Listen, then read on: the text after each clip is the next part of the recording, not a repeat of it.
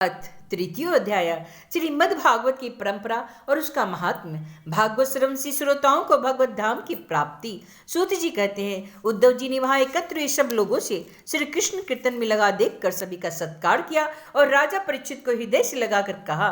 उद्धव जी ने कहा, राजन तुम धन्य हो, एकमात्र श्री कृष्ण की भक्ति से ही पूर्ण हो, क्योंकि श्री कृष्ण संकीर्तन के महोत्सव में तुम्हारा हृदय इस प्रकार निमग्न हो रहा है।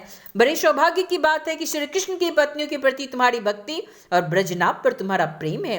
तात, तुम जो कुछ भी कह रहे हो सब तुम्हारे अनुरूप ही है। क्यों न हो, श्री कृष्ण ने ही तुम्हें शरीर और वैभव प्रदान किया है, अतः तुम्हारा उनके प्रपत्र से प्रेम होना स्वाभाविक है। इसमें तनिक भी संदेह नहीं कि समस्त द्वारिकावासियों में ये लोग सबसे बढ़कर धन्य हैं, जिन्हें ब्रज में निवास कराने के लिए भगवान श्री कृष्ण ने अर्जुन को आज्ञा दी थी। श्री कृष्ण का मनोरूपी चंद्रमा राधा के मुख की प्रभारूप चांदनी से युक्त हो उनकी लीला भूमि वृंदावन को अपनी किरण से सुशोभित करता हुआ यहाँ सदा प्रकाशमान रहता है। श्री कृष्ण चंद्र नित्य परिपूर्ण है, प्राकृतिक चंद्रमा की भांति उनमें वृद्धि और क्षय रूप विकार नहीं होते। उनकी जो 16 कलाएं हैं उनमें सहस्त्रों चिन्मय किरणें निकलती रहती हैं, इससे उनमें सहस्त्रों भेद हो जाते हैं। इन सभी कलाओं से युक्त नित्य परिपूर्ण श्री कृष्ण इस ब्रज भूमि में सदा ही विद्यमान रहते हैं। इस भूमि में और उनके स्वरूप में कुछ अंतर नहीं है। राजेंद्र परीक्षित, इस प्रकार विचार करने पर सभी ब्रजवासी भगवान के अंगों में स्थित है। शरणागतों का भय दूर करने वाले जो ये ब्रज है, इनका स्थान श्री कृष्ण के दाहिने चरण में है। इस अवतार में भगवान श्री कृष्ण ने इन सब को अपने योग माया से अभिभूत कर लिया। उसी के प्रभाव से ये अपने स्वरूप को भूल गए हैं और इसी कारण सदा दुखी रहते हैं। यह बात निसंदेह ऐसी ही है। श्री कृष्ण का प्रकाश प्राप्त हुए बिना किसी को भी अपने स्वरूप का बोध नहीं हो सकता। जीवों के अंतःकरण में जो श्री कृष्ण तत्व का प्रकाश है, उस पर सदा माया का पर्दा पड़ा रहता है। 28वें द्वापर के अंत में जब भगवान श्री कृष्ण स्वयं ही सामने प्रकट होकर अपनी माया का पर्दा उठा लेते हैं, उस समय जीवों को उनका प्रकाश प्राप्त होता है। किंतु अब वह समय बीत गया, इसलिए उनके प्रकाश की प्राप्ति के लिए अब दूसरा उपाय बतलाया जा रहा है। सुनो, 28वें द्वापर के अतिरिक्त समय में यदि कोई श्री कृष्ण तत्व का प्रकाश पाना चाहे तो उसे श्रीमद् भागवत से ही प्राप्त हो सकता है। भगवान के भक्त जहाँ जब कभी श्रीमद् भागवत शास्त्र का कीर्तन और श्रवण करते हैं, वहाँ उस समय भगवान श्री कृष्ण साक्षात रूप से विराजमान रहते हैं। जहाँ श्रीमद् भागवत के एक या आधे श्लोक का ही पाठ होता है, वहाँ श्री कृष्ण अपनी प्रियतमा गोपियों के साथ विद्यमान रहते हैं। इस पवित्र भारतवर्ष में मनुष्य का जन्म पाकर भी जिन लोगों के ने पाप के अधीन होकर श्रीमद् भागवत नहीं सुना, उन्होंने मानो अपने ही हाथों अपनी हत्या कर ली। जिन बड़भागियों ने प्रतिदिन श्रीमद् भागवत शास्त्र का सेवन किया, उन्होंने अपने पिता, माता और पत्नी तीनों ही कुल का बलिभांति उद्धार कर दिया। श्रीमद् भागवत की स्वाध्याय और श्रवण से ब्राह्मणों को विद्या का प्रकाश प्राप्त होता है। क्षत्रिय लोग शत्रुओं पर विजय पाते हैं, वैश्यों को धन मिलता है और शुद्ध स्वस्थ निरोग बने रहते हैं। स्त्रियों तथा अंत्यज आदि अन्य लोगों को भी इच्छा श्रीमद् भागवत से ही पूर्ण होती है। अतः कौन ऐसा भाग्यवान पुरुष है जो श्रीमद् भागवत का नित्य सेवन न करेगा? अनेक जन्मों तक साधना करते करते जब मनुष्य पुण्य सिद्ध हो जाता है, तब उसे श्रीमद् भागवत की प्राप्ति होती है।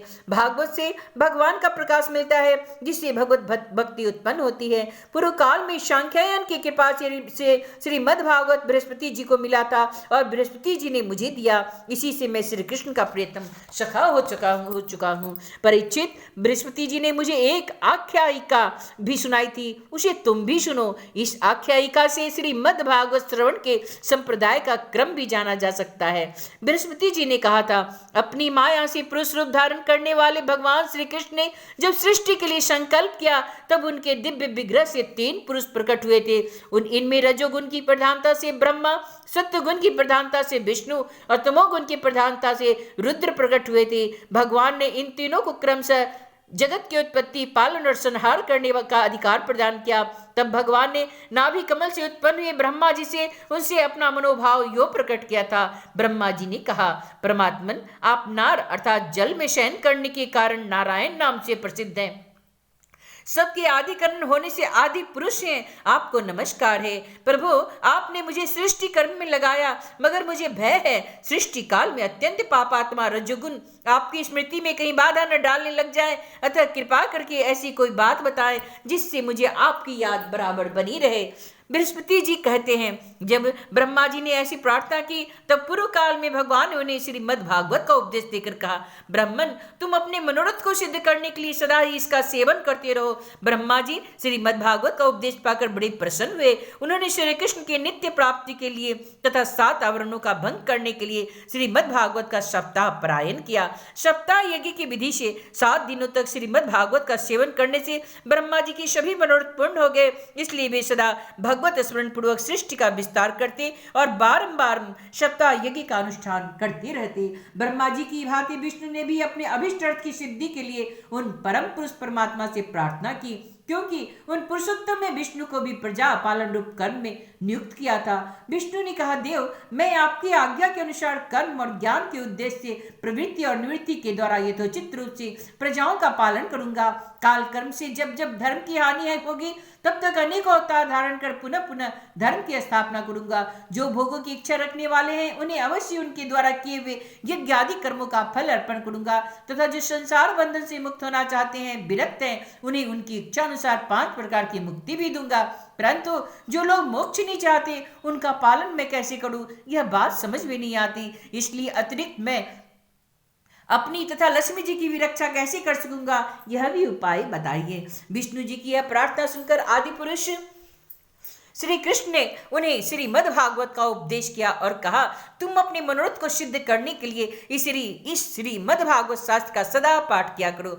इस उपदेश से विष्णु भगवान का चित्त प्रसन्न हो गया और वे लक्ष्मी जी के साथ प्रत्येक मास में श्रीमद् भागवत का चिंतन करने लगे। इससे वे परमार्थ का पालन यथार्थ रूप संसार की रक्षा करने में समर्थ हुए। जब भगवान विष्णु स्वयं वक्ता होते हैं और लक्ष्मी जी प्रेम से श्रवण करती है, उस समय प्रत्येक बार भागवत कथा का श्रवण 1 मास में ही समाप्त होता है। किंतु जब लक्ष्मी जी स्वयं वक्ता होती है और विष्णु श्रोता बनकर सुनते हैं, तब भागवत कथा का रसास्वादन 2 मास तक होता है। उस समय कथा बड़ी सुंदर और बहुत ही रुचिकर होती है। इसका कारण यह है कि विष्णु तो अधिकारूढ़ है, उन्हें जगत के पालन की चिंता करनी पड़ती है, पर लक्ष्मी जी इन झंझटों से अलग है, अतः उनका हृदय निश्चिंत है। इसी से लक्ष्मी जी की मुख से भागवत कथा का रसास्वादन अधिक प्रकाशित होता है। इसके पश्चात रुद्र ने कहा, जिन्हें भगवान ने पहले संहार कार्य में लगाया था, अपनी सामर्थ्य वृद्धि के लिए उन परम पुरुष भगवान श्री कृष्ण ने प्रार्थना की। रुद्र ने कहा, मेरे प्रभु देवदेव, मुझ में नित्य नैमित्तिक और प्राकृतिक संहार की शक्तियां तो है, पर आत्यंतिक संहार की शक्ति बिल्कुल नहीं। यह मेरे लिए बड़े दुख की बात है। इसी कमी की पूर्ति के लिए मैं आपसे प्रार्थना करता हूँ। बृहस्पति जी ने कहा। रुद्र की प्रार्थना सुनकर नारायण ने उन्हें भी श्रीमद् भागवत का ही उपदेश किया।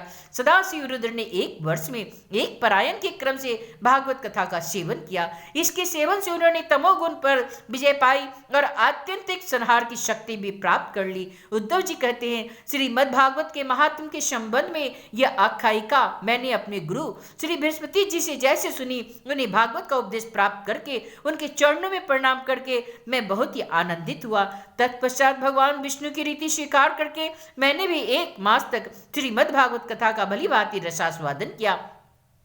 उतने से ही मैं भगवान श्री कृष्ण का प्रियतम सखा हो गया। इसके पश्चात भगवान ने मुझे ब्रज में अपनी प्रियतमा गोपियों की सेवा में नियुक्त किया। यद्यपि भगवान अपने लीला परिकरों के साथ नित्य विहार करते रहते हैं, इसलिए गोपियों का श्री कृष्ण से कभी वियोग हुआ ही नहीं, न होता है।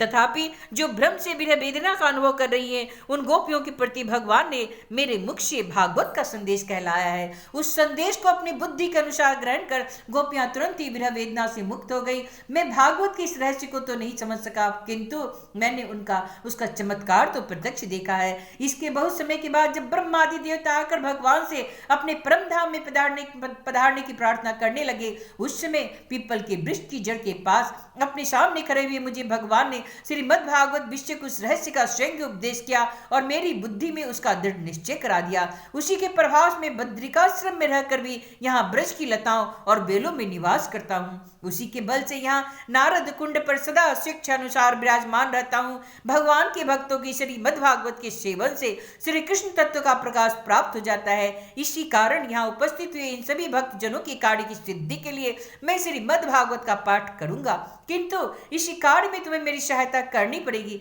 सूत जी कहते हैं, यह सुनकर राजा परीक्षित उद्धव जी को प्रणाम करके उनसे बोले। परीक्षित ने कहा, हे हरिदास उद्धव जी, आप निश्चिंत होकर श्रीमद् भागवत कथा का कीर्तन करें। इसी कार्य में मुझसे जिस प्रकार की सहायता करनी है आवश्यक हो मैं अवश्य करूंगा, बस आप आज्ञा कीजिए। सूत जी कहते हैं, परीक्षित का यह वचन सुनकर उद्धव जी मन ही मन बड़े प्रसन्न हुए और बोले।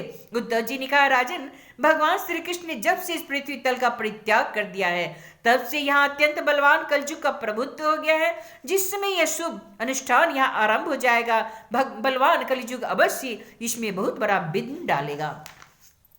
इसलिए तुम दिग्विजय के लिए जाओ और कलयुग को जीतकर अपने वश में करो। इधर मैं तुम्हारी सहायता से वैष्णवी रीति का सहारा लेकर 1 महीने तक यहाँ श्रीमद् भागवत कथा का रसास्वादन कराऊंगा और इस प्रकार भागवत कथा के रस का प्रसार करके इन सभी श्रोताओं को भगवान मधुसूदन के नित्य गोलोक धाम में पहुंचाऊंगा। सूत जी कहते हैं, उद्धव जी की बात सुनकर राजा परीक्षित पहले तो कलयुग विजय पाने के विचार से बड़े ही प्रसन्न हुए, परंतु पीछे यह सोचकर कि मुझे भागवत कथा की श्रवण से वंचित ही रहना पड़ेगा, चिंता से व्याकुल हो उठे। उस समय उन्होंने उद्धव जी से अपना अभिप्राय इस प्रकार प्रकट किया। राजा परीक्षित ने कहा, हे तात, आपकी आज्ञा के अनुसार तत्पर होकर मैं कलयुग को तो अवश्य अपने बस में कर लूंगा, मगर श्रीमद् भागवत की मुझे कैसे प्राप्ति होगी? मैं भी आपके चरणों की शरण में आया हूं, अतः मुझ पर भी आपको अनुग्रह करना चाहिए। सूत जी कहते हैं, उनके वचन को सुनकर उद्धव जी पुनः बोले। उद्धव जी ने कहा, राजन, तुम्हें तो किसी भी बात के लिए किसी भी प्रकार की चिंता नहीं करनी चाहिए, क्योंकि इस भागवत शास्त्र के प्रधान अधिकारी तो आप ही हैं। संसार के मनुष्य नाना प्रकार के कर्मों में रचे पचे हुए हैं। ये लोग आज तक प्रायः भागवत शरण की बात भी नहीं जानते।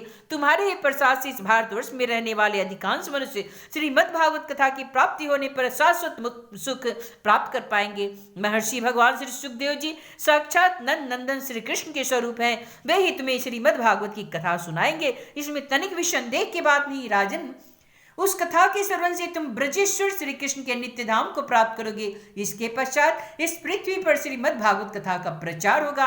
अतः राजेंद्र परीक्षित, तुम जाओ और कलयुग को जीत कर अपने वश में करो। सूत जी कहते हैं, उद्धव जी ने इस प्रकार कहने पर राजा परीक्षित ने उनकी परिक्रमा करके उन्हें प्रणाम किया और दिग्विजय के लिए चले गए। इधर ब्रज ने भी अपने पुत्र प्रतिबाहु को अपनी राजधानी मथुरा का राजा बना दिया और माताओं को साथ लेकर उसी स्थान पर गए जहां उद्धव जी प्रकट हुए थे।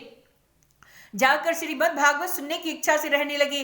तदंतर उद्धव जी ने वृंदावन में गोवर्धन पर्वत के निकट 1 महीने तक श्रीमद् भागवत कथा के रस की धारा बहाई। उस रस का आस्वादन करते समय प्रेमी श्रोताओं की दृष्टि में सब और भगवान की सच्चिदानंद में लीला प्रकाशित हो गई और सर्वत्र श्री कृष्ण चंद्र का साक्षात्कार होने लगा। उस समय सभी श्रोताओं ने अपने को भगवान के स्वरूप में स्थित देखा। ब्रजनाभ ने श्री कृष्ण के दाहिने चरण में अपने को स्थित देखा और श्री कृष्ण के विरह शोक से मुक्त होकर उस स्थान पर अत्यंत सुशोभित होने लगे। ब्रजनाभ की वे रोहिणी आदि माताएं भी रास की रजनी में प्रकाशित होने वाले श्री कृष्ण रूपी चंद्रमा के विग्रह में अपने को कला और प्रभा के रूप में स्थित देख बहुत ही विस्मित हुई तथा उनकी प्राण प्यारे की विरह वेदना से छुटकारा पाकर वे भी परम धाम में प्रविष्ट हो गई। इनके अतिरिक्त भी जो श्रोतागण वहां उपस्थित थे, वे भगवान के नित्य अतरंग लीला में सम्मिलित होकर इस स्थूल व्यवहारिक जगत से तत्काल अंतर्ध्यान हो गए। वे सभी सदा ही गोवर्धन पर्वत के कुंज और झाड़ियों में, वृंदावन, कामेवन आदि वनों में तथा वहां के दिव्य गौओं के बीच में श्री कृष्ण के साथ विचरते हुए अनंत आनंद का अनुभव करते रहते हैं। जो लोग श्री कृष्ण के प्रेम में मग्न हैं, उन भावुक भक्तों को उनके दर्शन भी होते रहते हैं। सूत जी कहते हैं, जो लोग इस भगवत प्राप्ति की कथा को सुनेंगे और कहेंगे, उन्हें भगवान मिल जाएंगे और उन्हें दुखों का सदा के लिए अंत हो जाएगा, उनके दुखों का सदा के लिए अंत हो जाएगा। इति श्री स्कंदे महापुराणे एकाशीति सहस्रा संहितायां द्वितीय वैष्णव खंडे परीक्षित संवादे श्रीमद्भागवत महात्म्ये 3य अध्याय।